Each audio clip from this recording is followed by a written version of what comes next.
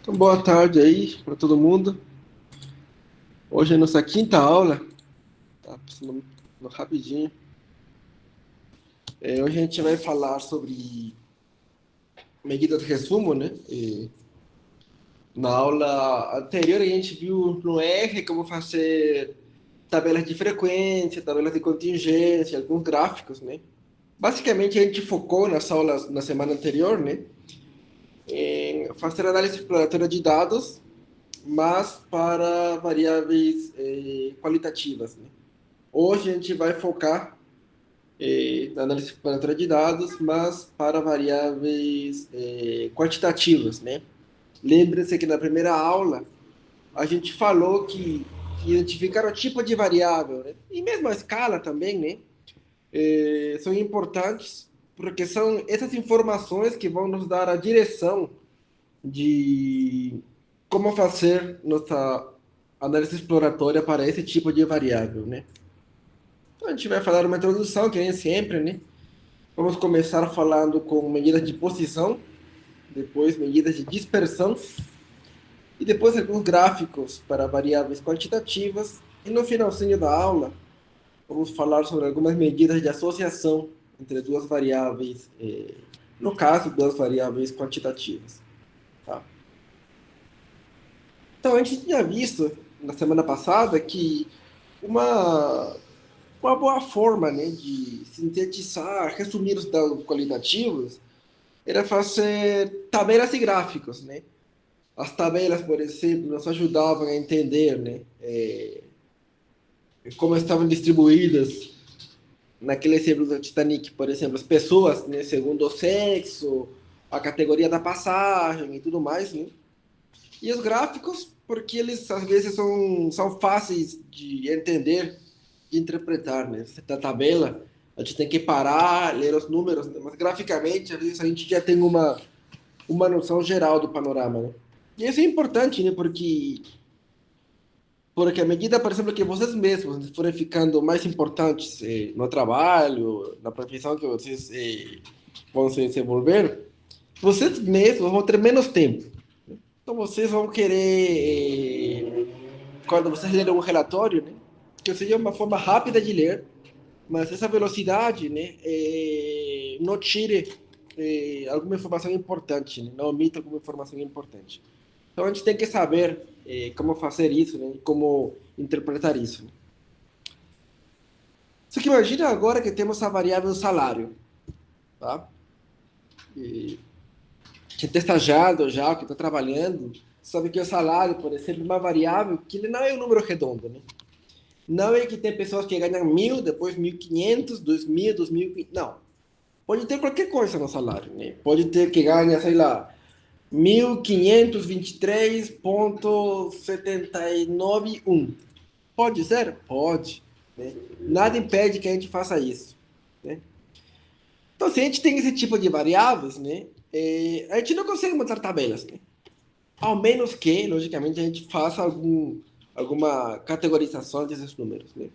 Mas, a princípio, a gente não consegue fazer uma tabela com isso. Né? Nem fazer um gráfico de barras, nem fazer um gráfico de setores. Né? Então, o que a gente faz para sintetizar essa informação, né, é tentar trazer algumas estatísticas, né, alguns valores que permitam que a gente tenha uma noção clara desse valor, né? É, e é nesse caso que entra, por exemplo, as medidas de posição, né? Como, por exemplo, a média, por exemplo, medida de posição, né? A mediana. Temos também medidas de dispersão, né? Que vão nos falar um pouquinho da variabilidade dos nossos dados, né? Quão dispersos eles estão, né? E temos medidas de associação que vão falar para a gente qual que é a relação de associação que existe entre duas variáveis, né? Ou mais variáveis, né? Alguns gráficos interessantes são o histograma, o box plot e o scatter plot, que é o gráfico de dispersão, né? Que a gente viu na aula do ER, mas a gente não viu muito na aula teórica, né? Então, beleza. Bom, quando a gente fala de média de posição, ou medidas de tendência central, que vocês vão encontrar também, a média é a mais conhecida, né? E ela é basicamente nos dá uma ideia da posição central dos dados, né? Do que está no meio, vamos pensar assim, né? Você pega vários caras, né? Ele é calculado facilmente, né? Pela soma dos valores dos elementos, né? Dos n elementos, divididos pelo número de elementos, né? Isso daí é um valor que a gente utiliza bastante, né? Como, por exemplo, a média da nota de vocês, né? A média da nota da turma. A gente praticamente nem precisa estudar, né? Para entender que a média fala mais ou menos como que foi o ponto central, né? Dessas notas, por exemplo, né? Se a turma foi bem, por exemplo, se a média da turma foi bem, né? Ou foi mal, né? Então já dá uma ideia para a gente sobre esse valor central, né? Geralmente, quando a gente trabalha com amostras, tá? É bem comum a gente denotar essa média como x barra, tá? E quando a gente trabalha com a população toda, é bem comum também denotar com mi, tá? A forma como a gente calcula a média é exatamente a mesma, né? Só que, por exemplo, n minúsculo a gente costuma utilizar para um valor amostral, né? E o n maiúsculo a gente utiliza geralmente para o número de observações na população, né? Mas a fórmula é a mesma, né? Se você quisesse calcular a média populacional, era simplesmente substituir n minúsculo por n maiúsculo, né? E calcular a média considerando todas as observações na nossa população, tá? Então, eu sei que todo mundo sabe calcular a média, né? Mas todo mundo deveria saber calcular. Mas mesmo assim, eu vou dar um exemplo rapidinho, né? A gente tem aqui uma tabela de notas, né? A gente vê que as notas são bem diversas, né? Temos um cara que se deu muito mal, né? Tirou 2,1. Mas temos pessoas que se deram muito bem, né? 9,1, 9,3, 9,6, né? Então a gente quer saber a média desses caras, né? Então, simples, né? Pegando a fórmula, seria somar cada um desses valores, né? 2,1 mais 5,6 mais 7 mais 8, né? Assim até a última coluna, né? Mais 7,8 mais 7,7. A soma de todos esses elementos divididos pela quantidade de elementos, no nosso caso é 18. Então a gente calcula nessa média e no caso dá 9,32, né? Então 9,32 é a média, por exemplo, das notas finais dos alunos de MEAD 211, né? Então, alguma turma passada. Só que a média não é a única medida de posição, existem várias outras, né? Outra que é bem famosinha Professor, é... desculpa, essas são Sim, as notas da aula passada? Da aula do semestre passado? algumas delas são. Ah, Algumas sim. delas são, sim. Tem gente que estuda muito bem, tem gente que estuda muito mal, né? Então só duas pessoas ficaram de recuperação, né? É, eu cortei algumas notas, né? Não estão todas, né? A turma é grande, eu peguei só alguns alunos, né? Ah, tá. Tava falando assim, da mediana, né? Outra medida de posição é a mediana, tá? E a mediana é interessante porque ela é exatamente, né, o valor do meio, né? Quando os dados estão ordenados, né? Só que para calcular a mediana, a gente precisa o quê? Ordenar os dados, né? Por exemplo, de menor a maior. E quando a gente trabalha com dados ordenados, a gente utiliza muito essa notação, né? Um xizinho, e entre parênteses embaixo, o número um, que significa a primeira observação, né? Ordenada, né? O mínimo seria, né? O 2, o segundo mínimo, né? Assim até o último, que aquele xizinho n significa o maior valor, né? O máximo, né? O legal da mediana que ela é robusta a observações atípicas, né? Por quê? Porque como ele vai ordenar, né? E ele vai pegar o valor que está no meio. Se tiver um cara que é muito atípico e foi, sei lá, para mais de 1 milhão, ele vai ficar no máximo, né? Mas a gente vai focar no cara que está no meio. E a mediana, como pega o valor que está no meio, se o número for ímpar, né? A gente consegue pegar o valor do meio, né? Vamos supor que temos 11 observações, né? A gente consegue pegar os 6, né? que é exatamente a gente ordena, né? Que é exatamente o carinha que está no meio, né? Então, esse carinha que está no meio seria a mediana. Mas agora, se tivermos, por exemplo, 10 observações, quem que é o cara que está no meio? A gente não tem, né? Porque os 5 não está exatamente no meio, né? Os 6 também não, né? Então, o que a gente faz?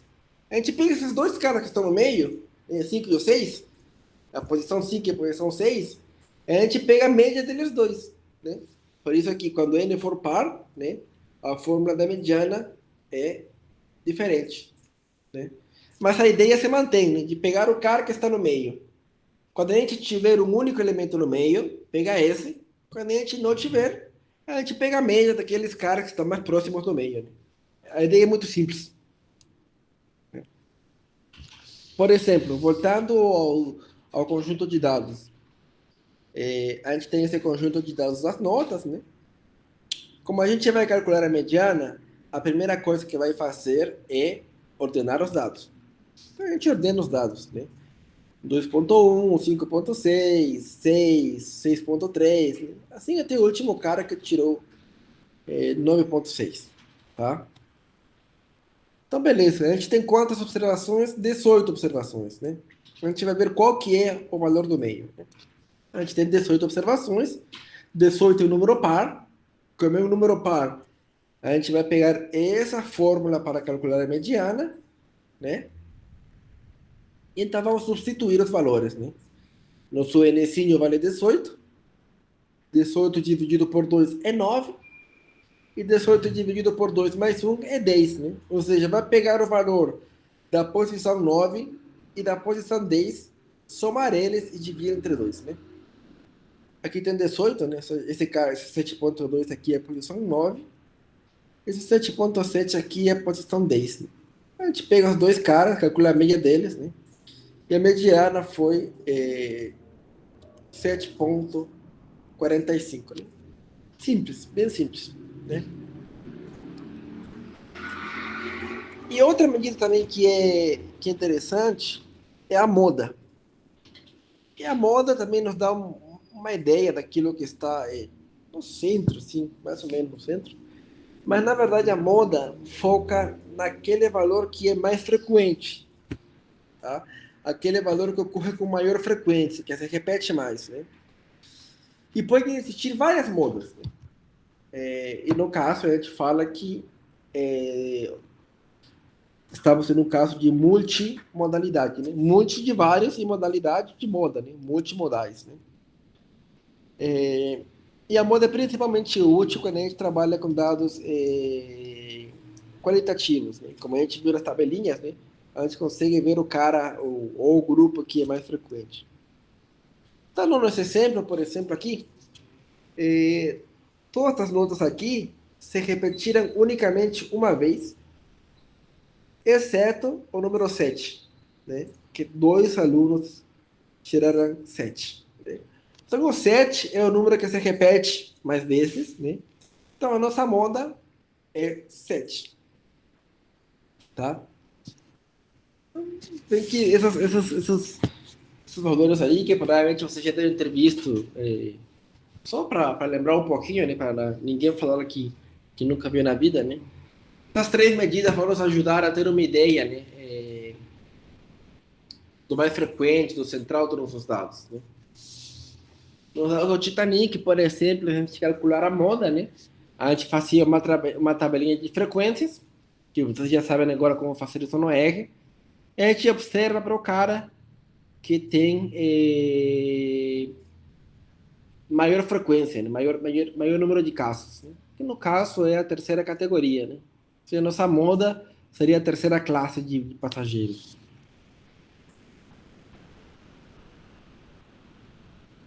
Quando falamos de medidas de posição, nós estamos interessados unicamente naquilo que está no meio, né? Ou naquilo que nos dá uma ideia do meio. Às vezes também estamos interessados em coisas que nos vão dar informação de como estão distribuídas as observações, né? Pelos cantos, né? E para isso, o percentil é uma estatística bem útil, né? O késimo percentil, por exemplo, ele é um numerinho. Então, que K% das observações são menores ou iguais que esse valor, tá? E pelo menos 100 menos K% das observações são maiores ou iguais a esse valor.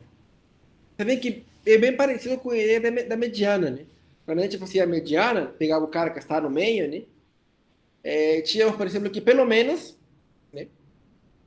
Metade das observações, não sei, 50%, né? Eram menores ou iguais do que a mediana e 50% das observações eram maiores ou iguais do que a mediana. Só que essa mesma ideia a gente vai passar agora, não simplesmente para aquele cara que está no meio, né? Para aquele cara que separa esses dados em K%, menor ou igual a K%, e maior ou igual do que 100 menos K%.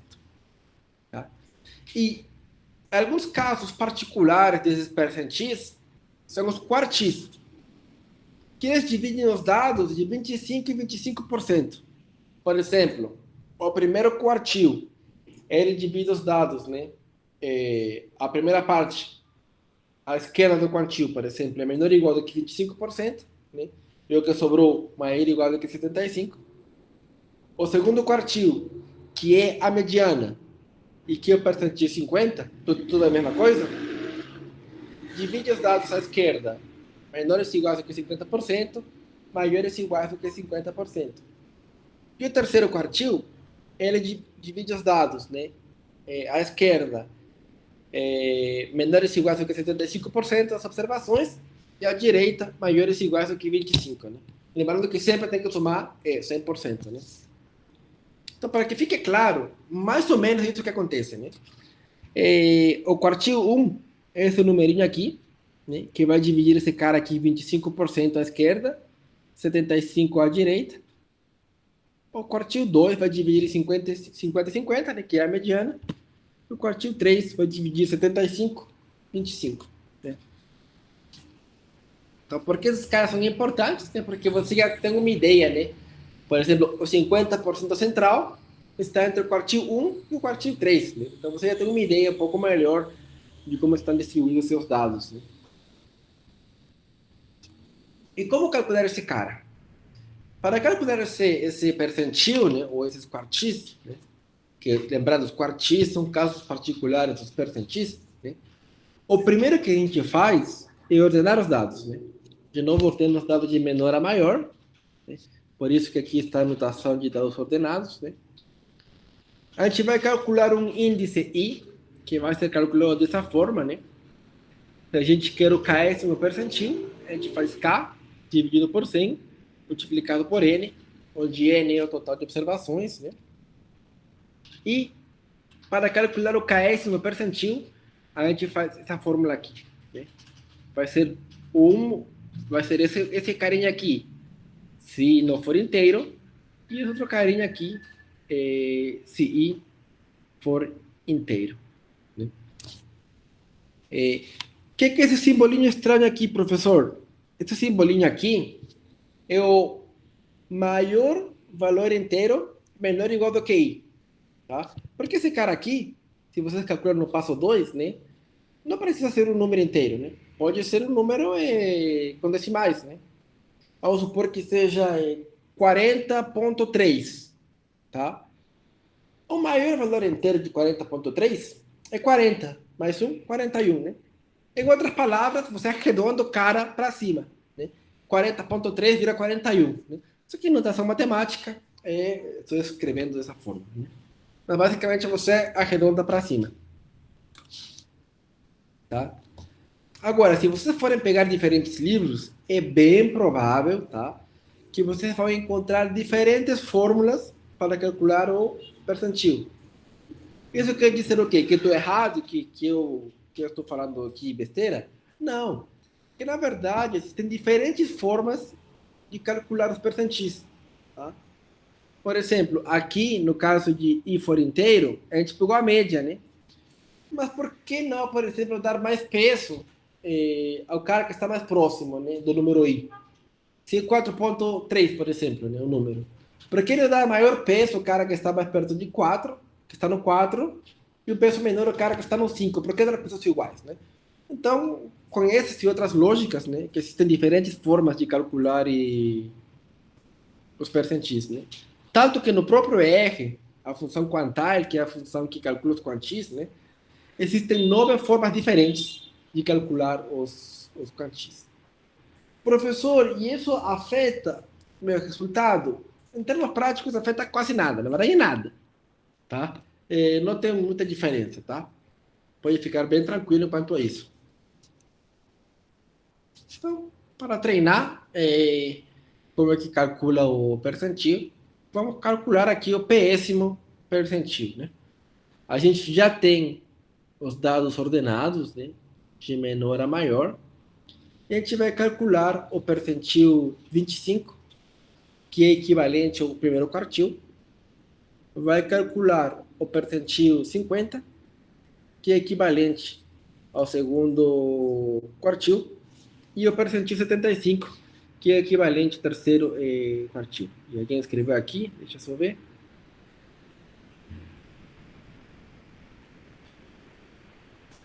Isso, eu tava pensando que percentil tá em português mesmo, viu? É, eu acho que é percentil Eu mesmo, acho, viu? eu acho que é em português mesmo, professor, de porcentagem. Eu acho que é percentil mesmo, mas depois eu dou uma olhada no livro em português, aí eu te falo se não estiver. Mas eu acho que a princípio tá em português mesmo, tá? Então vamos lá calcular esses percentis aí, tá? Seguindo a fórmula que eu dei no slide anterior, tá bom? Então, pelo primeiro percentil, né, a gente calcula o primeiro índice aí, que eu vou chamar de I1, que seria a segunda fórmula, 25 dividido por 100, multiplicado por 48, que deu 4,5. Como 4,5 ele não é um número inteiro, a gente o que faz? Arredonda para cima, né? Então, no final, esse vai ser a observação, que vai estar na posição 5, né? 4 mais 1, 5, né? Então, 1, 2, 3, 4, 5. Na posição 5, né, está o valor de 6,5. Esse daí é o nosso percentil 25, ou primeiro quartil. Simples, né? O segundo, por exemplo, né? Seria o percentil 50. Então a gente vai calcular o segundo.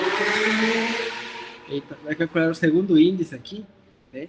Que seria 50 dividido por 18, por 100, multiplicado por 18 dá 9. Como 9 é um número inteiro, a gente vai pegar a segunda formulinha, que está bem embaixo, né?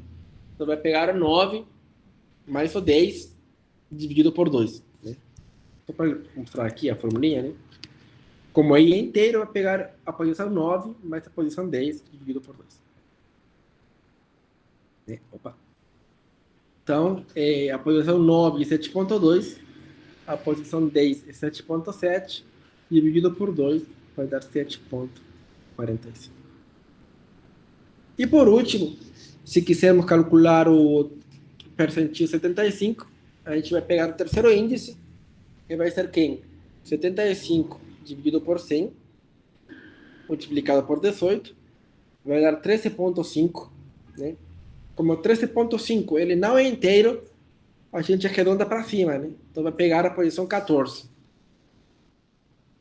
Né? Então essa aqui é a posição 9, 7,7 a 10, 11, 12, 13, 14. Então, a posição 14 é o 8,8. Né? E a gente aí calculou os percentis, né? Logicamente, como temos poucos dados, é fácil, né? Mas à medida que tivermos muito dado, imagina ter 1 milhão de dados, a gente não vai contar, né? A gente utiliza o computador para fazer essa conta. Mas é importante que vocês saibam como que é feito, né? Para poder interpretar os resultados, né?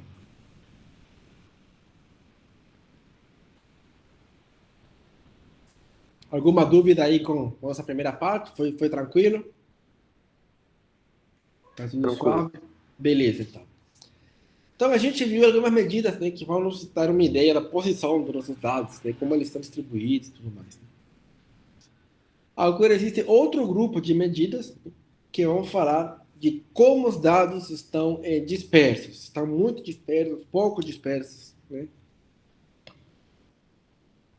E por quê? Porque essas medidas de posição que a gente calculou, elas sozinhas não falam nada da variabilidade dos dados, né? E às vezes a variabilidade é importante, né? Por quê? Porque suponho que você está com um sistema, né? Que, sei lá, ele faz um joguinho aí, né? E ele acerta, em média, ele acerta, vamos supor, de 100 lançamentos, ele acerta 50, né? Qual é a variabilidade disso, né? A gente precisa saber quem que está cometendo erros mais grosseiros, vamos pensar assim, né? A gente tenta confiar em resultados que sejam menos dispersos, né? Por exemplo, um cara que pensa um lançamento de dardos. Tem essas bolas, você vai jogar com esses dados na parede, né? E você vai ver que esse negocinho ele vai cair em algum lugar dessas bolas, nesses círculos. Pode ter um cara que vai cair bem disperso, né? Mas se você calcular, vamos supor, uma média dele, ele vai acertar, vamos supor, né? E tem um cara que acerta, só que os dados dele caem tudo bem juntinho, na bolinha mais pequena. Você, logicamente, quer preferir esse cara, né? Porque a dispersão é menor. Igualzinho quando a gente faz algumas coisas com estatística, né? A gente prefere caras que tenham uma dispersão menor. Então, para descobrir essas coisas, a gente precisa medir essa dispersão, né? E elas são um complemento, então, às medidas de posição, tá? A primeira medida de dispersão, que é a mais simples de calcular, é a amplitude, que simplesmente ela é máximo menos o mínimo. Ele te dá amplitude, né, em todos os dados, né? Como ele se distribui? Você pega o menor e o maior valor, faz a diferença disso, você tem uma ideia de como eles estão dispersos. Logicamente, a vantagem disso é que é simples de calcular, né? Mas a desvantagem é que ele depende dos dois valores mais extremos. Ou seja, se eu supor, né, você está escrevendo seus relatórios, seus números no Excel, né? E é 5, 7, 9. Né? E por erro, você, em lugar de escrever, sei lá, o próximo número que era 8, você escreveu 8.000, né? E você não percebe, né? Você continua escrevendo tudo mais, né? Você vai pegar 8.000, né? Menos, vamos supor, o mínimo, que seja 2, né? Você vai ter uma amplitude enorme, né? Então, vocês veem que um pequeno erro, né? Por exemplo, afetaria muito no seu cálculo da amplitude. E a gente não tem muito o que fazer com isso, né? Porque ele é feito dessa forma. Então, para tentar evitar essas falsas ideias de variabilidade nos dados, né? Existem outras medidas que também são úteis, né? Como, por exemplo, a amplitude interquartil, né? Que em lugar de pegar o máximo e o mínimo, ele vai pegar quem? O terceiro quartil e o segundo quartil. Tá? E ele vai calcular essa diferença, né? Essa diferença vai nos falar o quê? Lembre-se que o terceiro quartil, né? Se você faz o gráfico, né? Vai pegar à esquerda 75% dos dados, né? E o primeiro quartil, 25%, né? Então, entre o primeiro e o terceiro, tem 50% dos dados, né? Então, você está tendo uma ideia, né, de como é a variabilidade nesse 50% central dos teus dados, né? O que já é bem melhor do que unicamente ver a amplitude, né? Então, não temos mais problema com amplitude, né? E ele não vai ser sensível a observações atípicas, né? Porque qualquer errinho de digitação, né? Ele vai, para alguns dos casos bem extremos, né? E provavelmente vai cair fora de 50% central. Então, não precisa se preocupar muito com isso, tá? Vamos ver que tem alguns gráficos que eles utilizam bastante essa ideia de estar no 50% central. Né? Então, por exemplo, nós recebemos os dados das notas de novo, né? A gente já tinha calculado o quartil 3 e o quartil 1, né? Então, se quisermos amplitude, por exemplo, né? Pegamos máximo menos mínimo, né? Máximo 9,6, mínimo 2,1, né? Temos 7,5. Mas se tivermos a amplitude interquartil, a gente pega quartil 3, que é 8,8, menos quartil 1, que é 6,5, e nos dá um 2,3. É um número bem diferente esse cara, né? Lógico, né? São medidas diferentes, né? Mas, por exemplo, aqui o 2,1 é um cara que está afastado de todo mundo, né? Então, talvez seja mais interessante confiar na amplitude interquartil do que na amplitude mesmo. E depois temos a variância, né? Que provavelmente é a medida de dispersão mais famosa. Tá? O legal dessa variância é que ela utiliza todas as observações para fazer o cálculo. E como é que ela funciona? Ela basicamente ela mede, né, a diferença ao quadrado, né, de cada observação com respeito à sua média. Né? Vai pegar a primeira observação menos a média ao quadrado, né? Mais a segunda observação menos a média ao quadrado, mais até a última observação menos a média ao quadrado, né? E vai dividir entre o número de observações, né? Para ter uma ideia da dispersão. Né? Mas, até agora, todas as fórmulas que a gente viu, todas as formas de calcular, tanto medidas de posição quanto de dispersão, a gente não fez diferença entre amostra e população. Exceto da média, né, que a única diferença era a notação, mas não tinha diferença no cálculo. No caso da variância, existe uma pequena diferença, tá? E é o seguinte, né? Quando a gente calcula a variância da população toda, a gente utiliza essa fórmula aqui, né? Você pega todos os desvios ao quadrado, né? As desviações com respeito à média ao quadrado, e divide pelo número de observações, tá? Só que quando a gente trabalha com uma amostra, a gente não divide por N, tá? Divide por N menos 1, tá? E por que isso? A gente vai ver depois, né, que na verdade, esse cara aqui, esse minúsculo quadrado, quando a gente divide por N menos 1, né, é o melhor estimador para esse cara desconhecido, na prática desconhecida, né, do que se a gente dividisse por N. Mas não se preocupe com isso agora, a gente vai ver bem mais para frente isso aí. Tá? Mas, por exemplo, quando você vai no Excel ou no próprio R e calcula a variância, por padrão, eles sempre vão te dar a variância amostral, quer dizer, dividido por N menos 1. Tá? Logicamente, quando N é muito grande, tanto faz N menos 1 e N, a diferença vai ser mínima, né? Mas, teoricamente, quando a gente fez um pouco de teoria, né, para preparar algumas coisinhas, N-1 é um melhor estimador, tá? Para a variância para a variância populacional, né? E por isso que a gente pega N-1 aqui na variância amostral. Tá? O que acontece? Na prática, muito dificilmente a gente trabalha com populações. É por isso que a gente sempre foca mais na variância amostral. Tá? Então a gente utiliza esse minúsculo quadrado, né, para estimar esse cara que a gente não conhece. Porque no fundo, o que a gente sempre vai querer é conhecer os parâmetros da população. Sempre. Infelizmente, por falta de tempo, por falta de dinheiro, por falta de logística, a gente vai ter que pegar uma amostra para fazer isso. Né? Então a gente vai sempre utilizar coisas da nossa amostra para estimar coisas da população. Tá? Então, por exemplo, nesse conjunto de dados aqui, a gente já tinha calculado a média. Eu vou calcular aqui para vocês rapidinho a variância. Que é simples, né?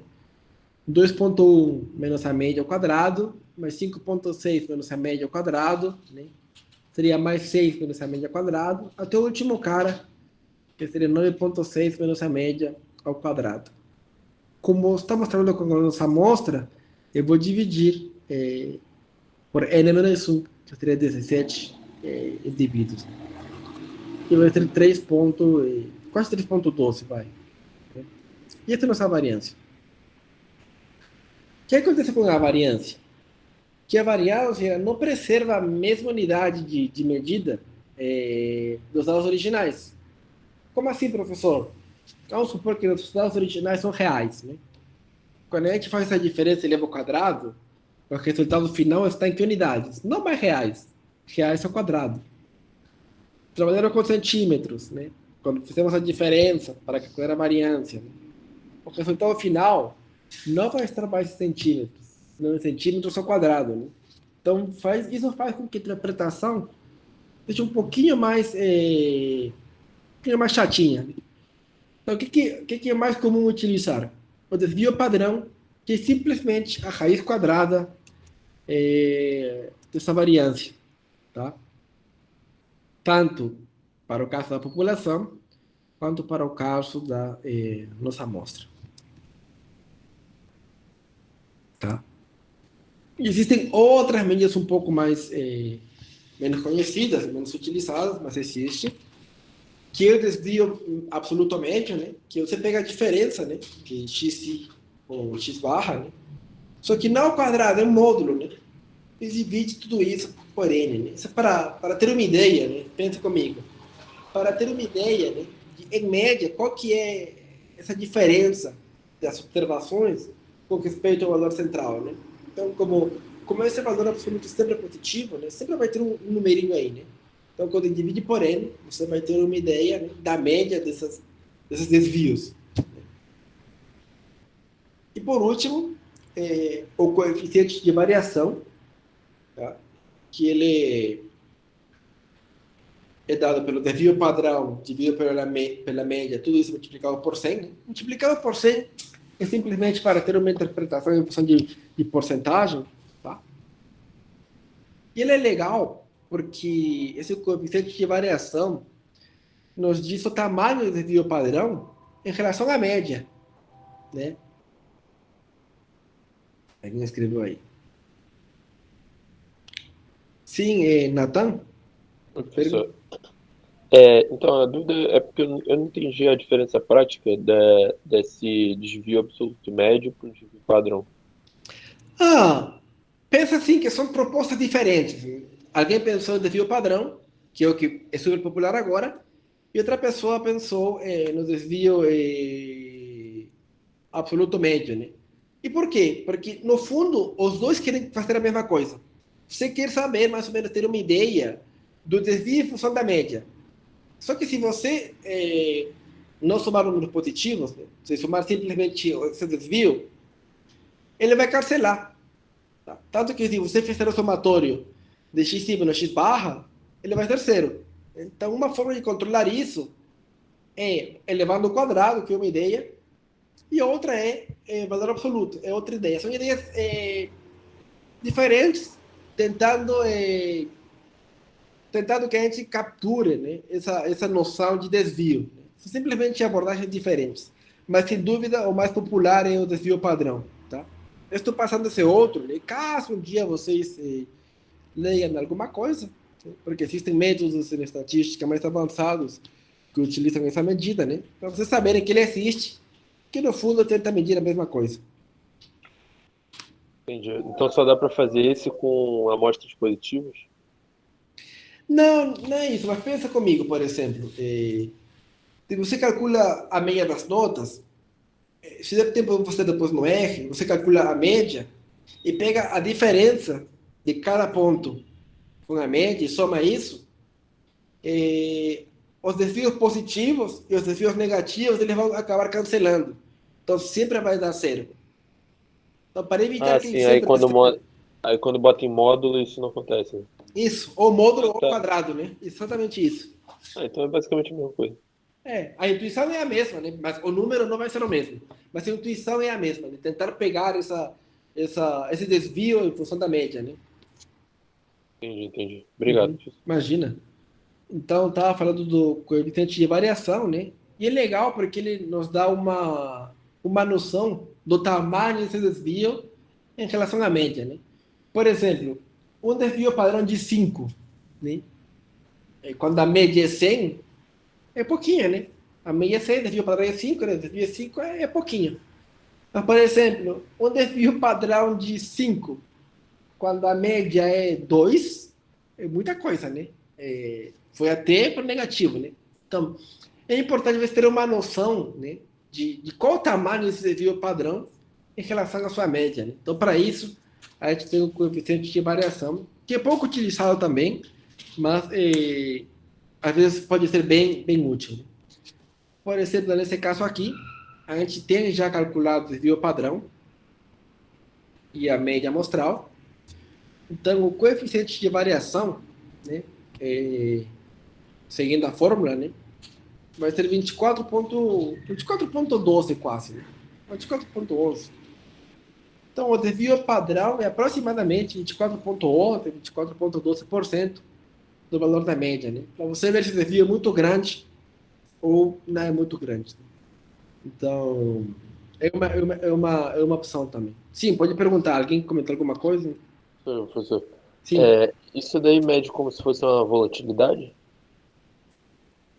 Exatamente isso, sim. Sim, pode pensar com uma volatilidade. Beleza. Pode. Uhum.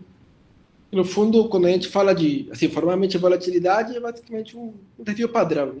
A gente está dando um desvio padrão, só que numa interpretação de percentagem, né? Mas tudo isso captura a mesma essência.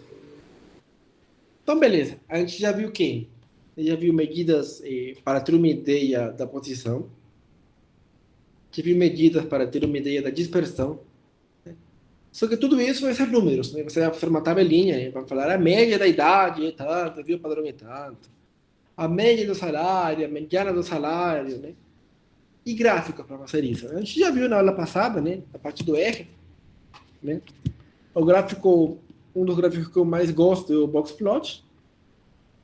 E o negócio desse gráfico é que ele traz informação num único gráfico do valor central, da variabilidade, de observações extremas e de simetria. Simetria, para quem não sabe exatamente o que é, imagine que você vê sua cara, né? Você coloca um papel aqui na sua cara, provavelmente um lado é igual ao outro, né? A maioria do rosto costuma ser bastante simétricos, né? Pelo menos a um olho assim, não é especialista, né? Simetria é isso, né? Como se uma coisa você vê espelhada na outra, né? Se você colocar no meio. Como é construído o box plot? O box plot é construído utilizando a mediana, tá? Que a gente já sabe como calcular, o quartil 1, o quartil 3, e a gente vai pegar os limites superiores e inferiores, que vai ser o quartil 3, mais 1,5 amplitude interquartil, mais, e outro limite vai ser o quartil 1, menos 1,5 amplitude interquartil. Né? Se não precisa lembrar isso, ninguém faz hoje em dia o box plot na mão, né? Mas para você ter uma ideia, né, quando você vê esse gráfico, o que são essas coisas, né? Quando você vê esse gráfico aqui bonitinho, você já sabe que essa linha do meio, por exemplo, é a mediana, né? Nessa caixa aqui, você tem 50% das observações, né?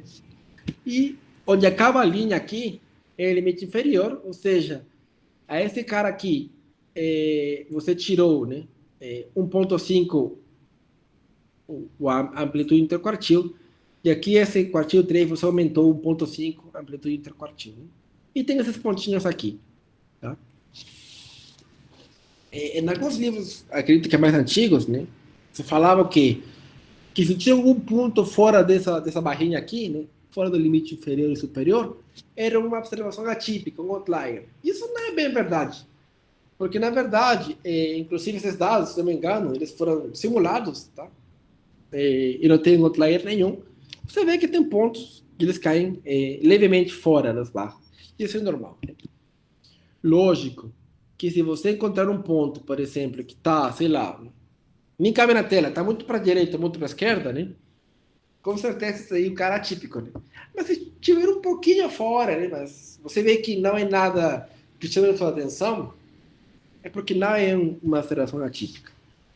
Então, vocês veem o quê? Que nesse gráfico a gente tem uma ideia do valor central, que é da mediana, né? Da simetria, você pode ver que o gráfico é quase simétrico, né? Você coloca o Q2 e esse espaço, essa distância do Q1 até o Q2 é quase a mesma do Q1 até o Q3, né? É mais ou menos simétrico, né? Isso que está no 50% é o quê? A amplitude interquartil, né? Essa daí é uma medida de quê? De dispersão, né? Então, a gente tem uma ideia da variabilidade dos dados, né?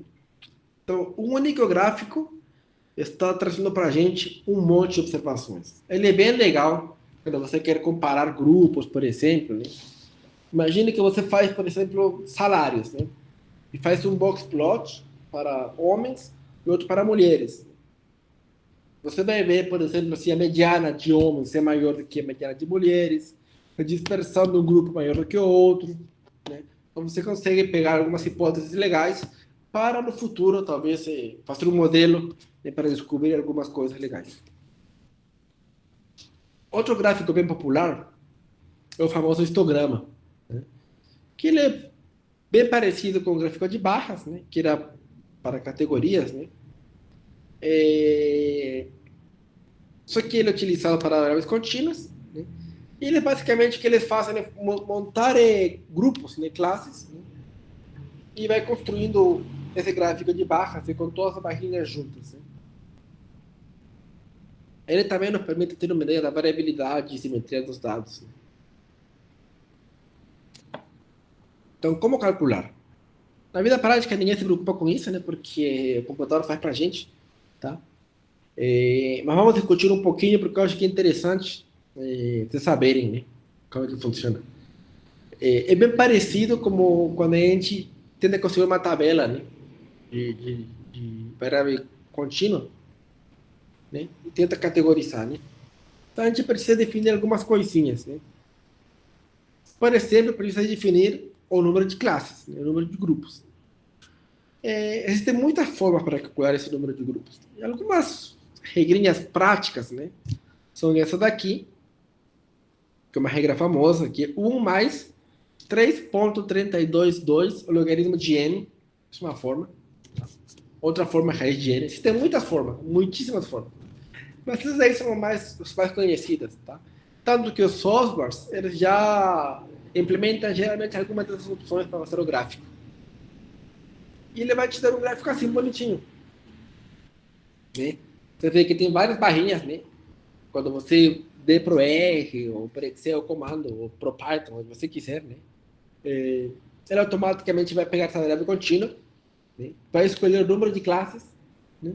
E vai contar cada barrinha vai contar quantas observações tem nessa classe, né?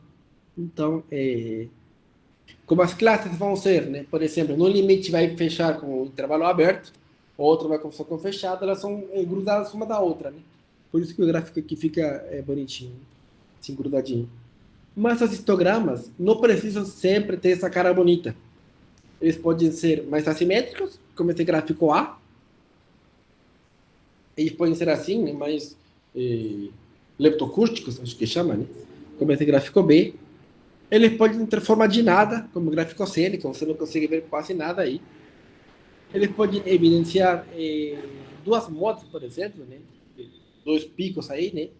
Como o gráfico D. E podem ter formas assim, muito diferentonas também, né? E não tem nada de errado, tá? Então, geralmente todo mundo pensa que é só assim, né? Mas você pode ver o que você quiser, né? E aí você vai perceber o quê? Por exemplo, no gráfico A, os dados são assimétricos, né? Você vê que tem uma... Ele não é simétrico, não é bonitinho aqui nem o B, por exemplo. Ele é assimétrico, né? Se você colocar uma coisa no 50%, ele não reflete no outro lado, né?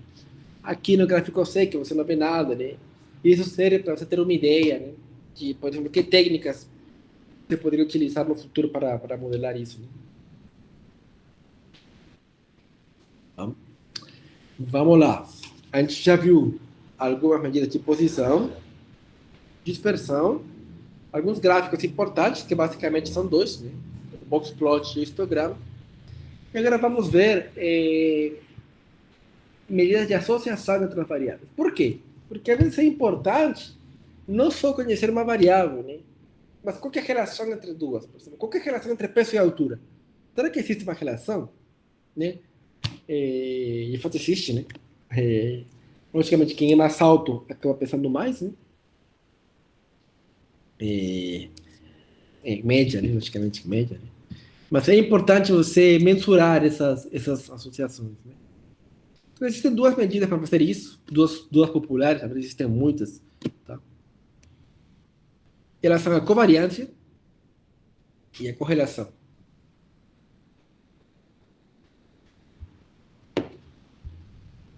Tá? E uma forma de fazer isso também, graficamente, é através do gráfico de dispersão, que a gente viu na última aula, né? Ele é uma nuvem de pontos, né? Onde no eixo x coloca uma variável, no eixo y outra, né? Você vai colocar os pontos, as coordenadas, né? E vai obter um gráfico como esse, né? Tipo assim, peso no x e altura, né? Você vê que existe uma relação, né? Você consegue ver mais ou menos que é uma relação positiva, né? Você não sabe o valor, mas você tem uma noção de que é uma relação positiva, tá? Para saber para medir, né, esse nível de associação, é que a gente vai calcular a covariância ou a correlação. A covariância, né, entre duas variáveis, né, x e y, é dado por essa forma aqui. Né, vamos supor que temos uma amostra, né, x1, y1, por exemplo, x1 é o peso da primeira pessoa, y1 é a altura, x2 seria o peso da segunda pessoa, y2 a altura da segunda pessoa, assim até o último, né? Xn seria o peso da última pessoa, yn seria a altura, né? A gente vai calcular esse somatório, né? Que você vai calcular os desvios, né? E vai multiplicar eles, né? E depois vai dividir entre n menos 1. Tá? Isso daí vai te dar uma ideia de quão associados estão essas variáveis, né? Então, quando a gente calcula para esse conjunto de dados aqui, né? Isso daí dá 90. Tá, 90. E daí? Como eu interpreto isso? Vamos ver. Valores positivos, eles vão indicar uma relação direta, né? Ou seja, uma pendente positiva, né? Relação direta ou positiva. Valores negativos, uma relação inversa. O que quer dizer relação direta ou inversa? Por exemplo, se peso aumenta, altura aumenta. Que seria uma relação negativa, né? Se peso aumenta, a altura diminui. Como você interpretaria mais ou menos os resultados? Né? Se esse valor for muito próximo de zero, indica que não há nenhuma associação linear entre essas variáveis. Tá? E, logicamente, covariância entre x e y é a mesma coisa de covariância entre y e x. Né? Isso seria aqui, se você troca aqui, né? Onde está x, coloca y, no final das contas vai ser a mesma continha, só que trocou 6 para meia dúzia, não fez nada, na verdade, e vai te dar o mesmo valor. Tá? Qual que é o problema com a covariância? Sim, tecnicamente não há problema nenhum com ela. O problema é para a gente, na hora de interpretar. Por exemplo, 90. Isso aí é muito ou é pouco? A gente sabe que é uma relação positiva, mas ela é forte ou é fraca? A gente não sabe, né? Porque, de fato, a covariância, ela, quando está próximo de zero, indica que não tem relação, né? Mas ela não tem limite, tá? Então, 90 a gente não sabe se é muito pouco, tá? E tanto, por exemplo, que se a gente, nesse gráfico aqui, né? Que está em... Você vê que a altura está em centímetros, né? Se eu trocasse a altura, né? E passasse para metros, né? O valor da covariância seria 0,9. Então, vocês veem que 0,9 ou 90, né? Que mais? Você não sabe, né? Assim, porque a gente não tem um ponto de referência. Então, a gente tem que criar uma medida, né? Que nos ajude a ter uma noção se essa relação é forte ou é fraca. Então, para isso, temos o coeficiente de correlação de Pearson, que ele é basicamente a covariância dividido pelo desvio padrão de cada uma das variáveis. Né? E o legal dela é que essa correlação está entre menos 1 e 1. Né? Ou seja, se é zero, implica que não há relação nenhuma. Se é perto de 1, está falando para a gente que a relação é positiva e forte. está próximo de -1, ela é negativa e forte, né? Se está abaixo, né, não é tão forte assim. Né? Se a gente calcular essa correlação nessa node de pontos, seria 0,72. 0,72 está próximo de 1. Sim, não está bem próximo, mas está mais próximo de 1 do que quisera, né? Então, quer dizer que uma relação de associação forte. Tá? A mesma coisa a gente não saberia dizer simplesmente olhando para a covariância, né? Mas sim olhando para a correlação. Tá? Isso aqui já falei. Então, o que a gente vai fazer na próxima aula? A gente vai pegar todas essas medidas que a gente já viu, né? A gente vai pegar o conjunto de dados, né? Talvez esse mesmo aí da altura e peso, não sei. A gente vai brincar um pouco, né? Vai calcular algumas medidas, né? E eu vou perguntar, né? Como que você acha, se a relação é forte, é fraca, né? Porque é importante, o que vai fazer diferença de vocês com outros estudantes de administração, que vocês saibam interpretar os dados, né? Porque muitos de vocês vão ser gerentes, talvez, né? Diretores, né? Então, o número, por exemplo, de alguma coisa, se não tiver uma interpretação, o número, né? O interessante de trabalhar com dados é extrair informação desses números, né? E vocês têm que saber, sim, interpretar esses dados. É sumamente importante que vocês saibam isso. Tá? Pode ser que vocês precisem fazer seus próprios relatórios, pode ser, mas o que vai trazer para vocês vantagem na hora de fazer um negócio, por exemplo, e vocês saber interpretar os dados e pegar essas ideias através dos números, né, para, no fundo, ganhar dinheiro, né, que é isso que a gente quer, né, ganhar dinheiro. Então, você tem que aprender muito isso, e na próxima aula a gente vai brincar misturando R, dados, e vocês vão ajudar nas interpretações dos dados. Tá? Esqueci, né? A correlação de Pearson ela é muito famosa, tá? Ela é bem utilizada, contudo, ela é utilizada para variáveis contínuas. Tá? Às vezes, a gente não está trabalhando com variáveis contínuas. Né?